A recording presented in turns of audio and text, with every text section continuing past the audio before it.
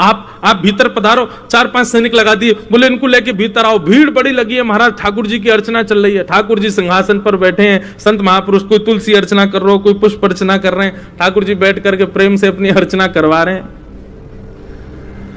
इतने में एक द्वारपाल गया दौड़ा दौड़ा, बोले ठाकुर जी ब्रज से नंद यशोदा मैया पधारे। नंद यशोदा नाम सुनते ही ठाकुर जी को स्मृति नहीं रही कि मैं कहां हूं, क्या चल रहा है, किस भाव में है।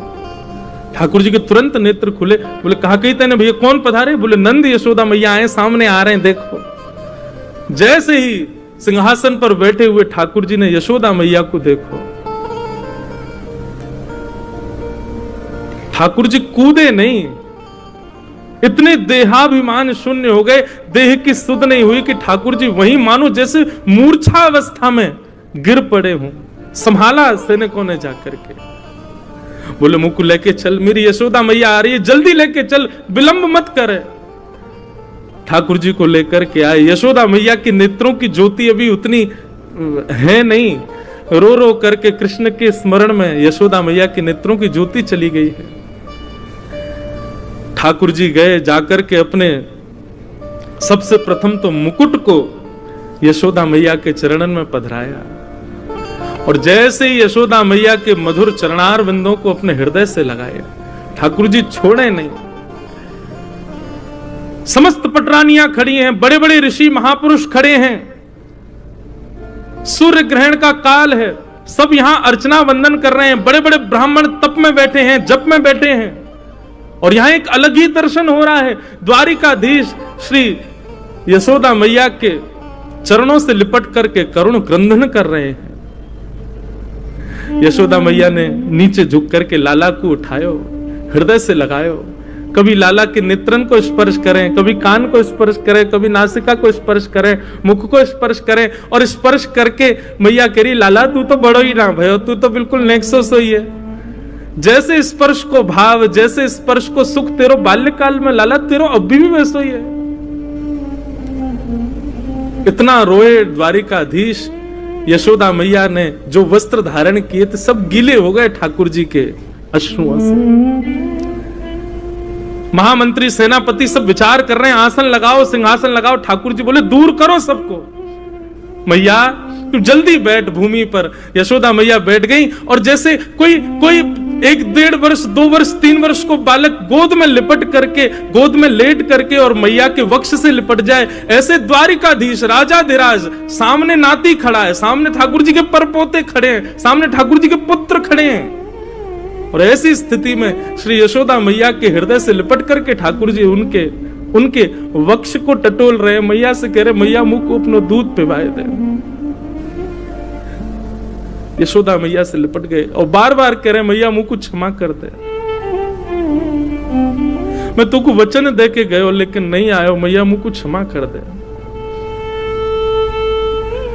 यशोदा मैया और ठाकुर जी के इस मधुर मिलन को देखकर के द्वारिका के लोग अपने प्रेम पर प्रश्न चिन्ह उठाने लगे, क्या हम वास्तव में द्वारिकाधीश से प्रेम करते हैं? ये कैसा प्रेम इन ब्रजवासियों का?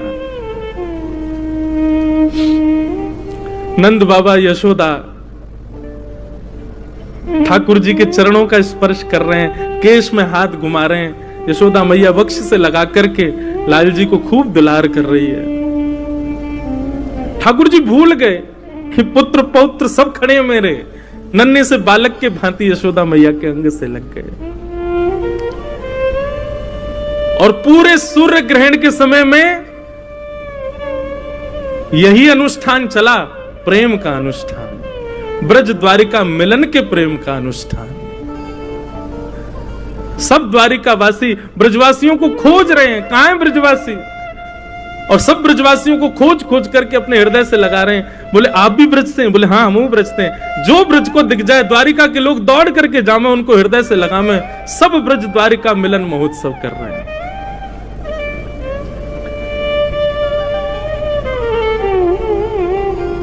ठाकुर जी की स्थिति देख करके श्री रुक्मणी जी आई और गोद में लेटे द्वारिकाधीश के हस्त का स्पर्श करने लगी।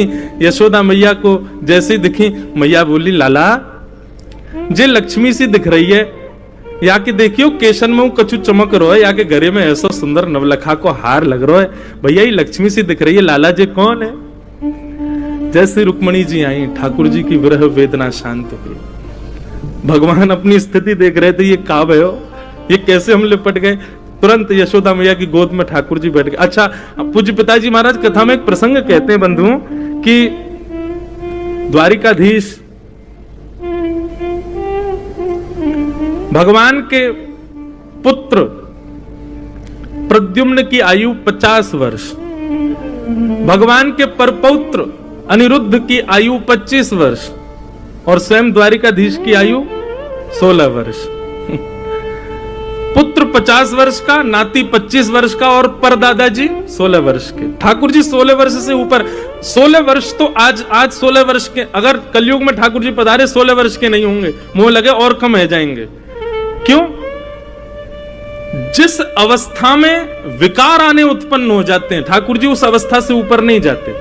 विकार आने मतलब जहां पर वोकल कॉर्ड बदलना शुरू हो जाए, दाढ़ी मूंछ आनी शुरू हो जाए, आप थोड़े बड़े बड़े से लगने लग जाओ, ये समझ जाओ कि अब ये विकार अवस्था है। ठाकुर जी उस अवस्था में कभी नहीं आते। ठाकुर जी सदा सहज अवस्था में रहते हैं, बाल अवस्था में रहते हैं। तो ठाकुर जी यशोदा मैया गोद में ही बैठे और मैया से कह रहे, मैया जे तेरे ही यमुना में दीपदान को प्रताप सामने बैठो है। यशोदा मैया बोली मतलब? अच्छा, ठाकुर जी को एकांत में गए हो सिंहासन? नहीं, वही चौक में ही बैठे हैं यशोदा मैया गोद में, और चारों तरफ लाखों दर्शनार्थी ब्रजवासी और द्वारिका के लोग बैठे हैं। मैया जे रुक्मणी है जासे मेरो ब्याह भयो है, तेने बड़े दीपदान किए, मेरे लाला की लक्ष्मी जैसी बहू आवे, मेरे लाला की ऐसी बहू आवे कि 4 लोग देख के कहें अरे भैया ऐसी बहू होनी चाहिए, मेरे लाला की ऐसी बहू आवे कि पूरा ब्रजमंडल युग युगांतर तक याद रखे। देख ले मैया तेरी बहू सामने बैठी है। एक भुजा से द्वारिकाधीश को हृदय से लगा रही हैं, दूसरी भुजा से श्री रुक्मणी जी को हृदय से लगा रही हैं। रुक्मणी जी के भी नेत्र सजल हो गए यशोदा मैया के अंग से लग करके।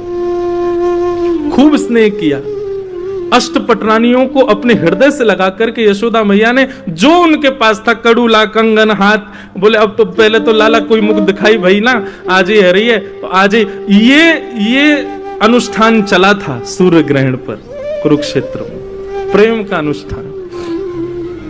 यशोदा मैया कोई को अपनी पाजेब उतार के पहना रही हैं, कोई को अपने हाथन की अंगूठी दे रही हैं, कोई को अपने गले को हार उतार के दे दें, कोई को अपने कानन को कुंडल दे रही हैं। सब मना करें, बोले मैया आपको, बोले नहीं ये मेरी मुख दिखाई है, तुम मेरी बहू है, मेरे लाला की बहू है, क्यों नहीं दूंगी, ये सब तुम्हारा ही तो है, तुम्हारे काज ही तो मेरे पास है।